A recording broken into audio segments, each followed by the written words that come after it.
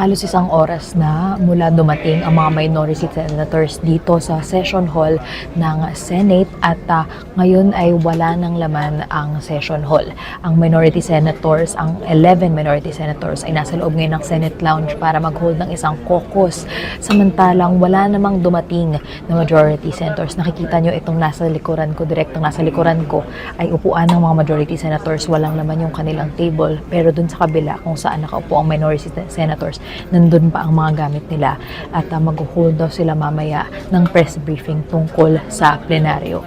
It is only one day away from the last session before mag-Sine Die adjournment ang Senate at pagkatapos nito ay during the break hindi na makakapagpasa ng mga bills or resolutions ang Senado.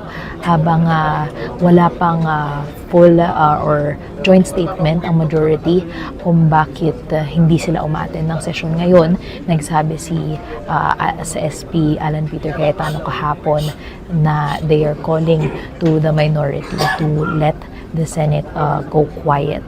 At kahapon din nangyari ang pag-aresto kay Majority Senator Jinggoy Estrada para sa kanyang plunder charges sa Sandigan Bayan.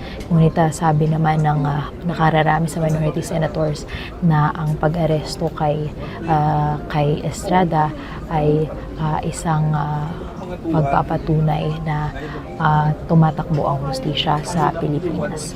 Ayan ang kasalukuyang nagaganap dito sa Senate. Ako si Kit Flores, nag-uulat para sa Inquirer.net.